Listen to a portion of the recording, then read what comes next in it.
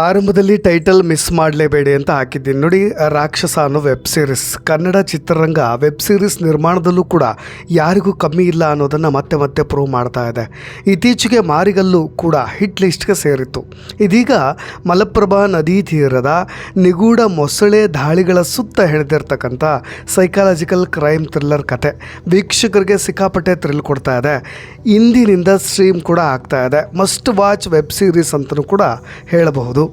ಉತ್ತರ ಕರ್ನಾಟಕ ಭಾಷೆಯಲ್ಲಿ ಸಿದ್ಧವಾಗಿರ್ತಕ್ಕಂಥ web series ಇದು. ವಿಜಯ ರಾಘವೇಂದ್ರ ಅವರು ಡಬಲ್ ಸ್ಟಾರ್ ಪೊಲೀಸ್ ಆಫೀಸರ್ ಆಗಿ ಬೆಳಗಾವಿ ಸೌದತ್ತಿ ಪೊಲೀಸ್ ಸ್ಟೇಷನ್ನಲ್ಲಿ ಡ್ಯೂಟಿ ಮಾಡ್ತಾ ಇರ್ತಾರೆ ನೋಡಿ. ಅವರ ಹುದ್ದೆ ಕೆಲಸ ಫಸ್ಟು, ಫ್ಯಾಮಿಲಿ ನೆಕ್ಸ್ಟ್ ಅನ್ನೋ ಅಧಿಕಾರಿ. ಆದರೆ ಕೆಲಸಕ್ಕೆ ಕೂತು ತರುವಂಥ ಘಟನೆಯೊಂದು ಸೌದತ್ತಿ ಗ್ರಾಮದಲ್ಲಿ ನಡೆಯುತ್ತೆ. ಅದೇ ನಿರಂತರವಾಗಿ ಮಿಸ್ ಆಗುವಂಥ ಮನುಷ್ಯರು.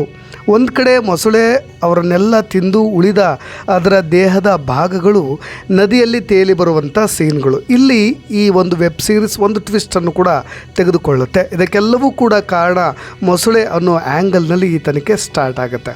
ಇನ್ನೊಂದು ಕಡೆ ವಿಜಯ ರಾಘವೇಂದ್ರ ಹನುಮಂತು ಕ್ಯಾರೆಕ್ಟರ್ ಏನಿದೆಯಲ್ವ, ತುಂಬ ನ್ಯಾಚುರಲ್ ಆಗು ಕೂಡ ಮೂಡಿಬಂದಿದೆ.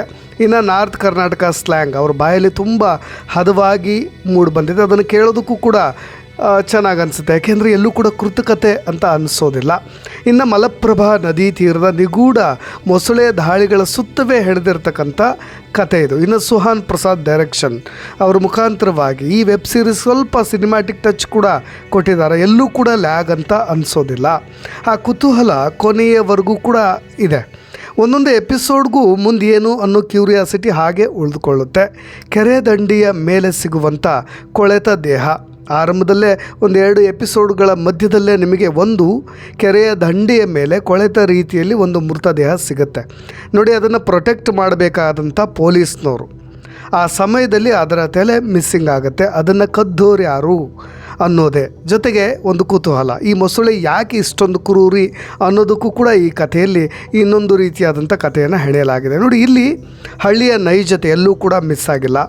ಅನೇಕ ಪಾತ್ರಧಾರಿಗಳಿದ್ದಾರೆ. ನಿಮಗೆಲ್ರಿಗೂ ಕೂಡ ಗೊತ್ತಿರೋ ಹಾಗೆ ಮಯೂರಿ ಇಲ್ಲಿ ವಿಜಯ ರಾಘವೇಂದ್ರ ಅವರ ಪತ್ನಿಯಾಗಿ ಆ್ಯಕ್ಟ್ ಮಾಡಿದ್ದಾರೆ. ಇನ್ನು ಅವಿನಾಶ್ SP ಆಗಿ, ಅಪ್ಪಣ್ಣ ಮತ್ತು ಅಭಿಜಿತ್ DYSP ಆಗಿಯೂ ಕೂಡ ಕೆಲಸ ನಿರ್ವಹಿಸಿದ್ದಾರೆ. ಬಟ್ ಅವ್ರಿಗೆ ಬೇಕಾದಂಥ ಎಲ್ಲವೂ ಕೂಡ ಆ್ಯಕ್ಟ್ಗಳು ತುಂಬ ನ್ಯಾಚುರಲಿಸ್ಟಿಕ್ಕಾಗಿ ಬಂದಿದೆ. ಒಂದು 22ರಿಂದ 25 ನಿಮಿಷಗಳ 7 ಎಪಿಸೋಡ್ಗಳು ಕೂಡ ಈ ವೆಬ್ ಸೀರೀಸ್ನಲ್ಲಿದೆ.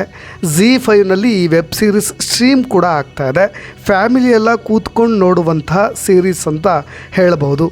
ಆ ಒಂದು ಥ್ರಿಲ್ಲಿಂಗ್ ಏನಿದೆ ಅದು ಎಲ್ಲೂ ಕೂಡ ಮಿಸ್ ಆಗೋದಿಲ್ಲ. ಕೊನೆಯವರೆಗೂ ಕೂಡ ನಿಮ್ಮನ್ನು ಈ ಪೂರ್ತಿ ಕಂಪ್ಲೀಟ್ ಎಪಿಸೋಡ್ಗಳನ್ನು ಮುಗಿಸಲೇಬೇಕು, ಅದು ಕೂಡ ಒಂದೇ ಸ್ಲಾಟ್ನಲ್ಲಿ ಮುಗಿಸಬೇಕು ಅನ್ನಿಸುವಷ್ಟು ಕುತೂಹಲವನ್ನು ಉಳಿಸ್ಕೊಂಡು ಹೋಗಿದೆ. ಹಾಗಾಗಿ ನಾನು ಆರಂಭದಲ್ಲೇ ಹೇಳಿದಾಗೆ must watch web series, miss ಮಾಡಲೇಬೇಡಿ ಅಂತ.